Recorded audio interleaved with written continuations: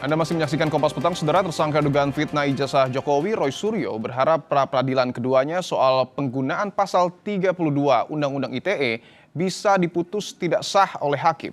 Sementara di sidang kasus ijazah, Dr. Tifa menyebut surat dakwaan jaksa terdapat kesalahan objek dan subjek.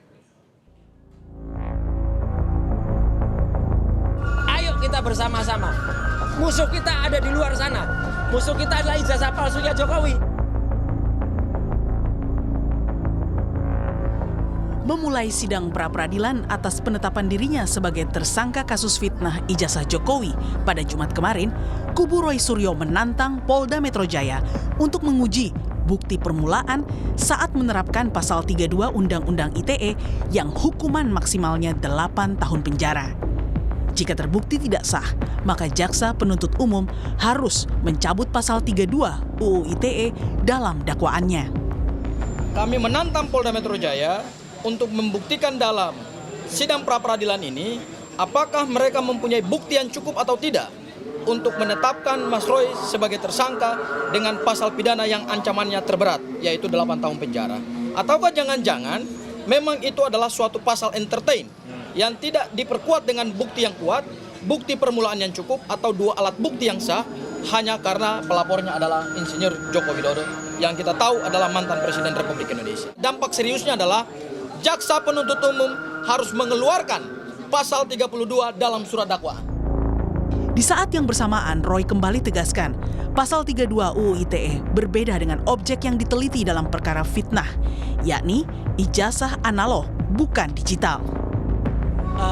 Apa yang nanti akan diuji itu tidak berkesesuaian antara barang fisik, barang analog, dan barang digital. Kita berharap agar ini bisa mematahkan nanti pada pokok perkara. Sehari sebelumnya, Dr. Tifa menjalani sidang kedua kasus ijazah dengan agenda pembacaan nota perlawanan terdakwa. Usai sidang, Tifa menegaskan surat dakwaan jaksa penuntut umum mengandung dua kelemahan mendasar, yakni error in objecto dan error in persona. Tifa berpendapat Joko Widodo tidak memiliki ijazah dalam bentuk digital, melainkan dokumen yang bersifat analog, jikalau Jokowi lulusan Fakultas Kehutanan UGM tahun 1985. Surat dakwaan yang diajukan kepada saya itu secara penuh setelah kami pelajari mengandung dua kelemahan utama, yaitu terjadi error in objecto dan error in persona. Karena secara fakta, Saudara Joko Widodo tidak memiliki ijazah dalam bentuk digital. Jikalau memang benar beliau adalah lulusan Fakultas Kehutanan UGM tahun 1985, jikalau benar, maka dokumen yang dimiliki adalah dokumen yang bersifat analog. Namun alasan Tifa dan Roy dinilai relawan Jokowi tetap mengandung fitnah.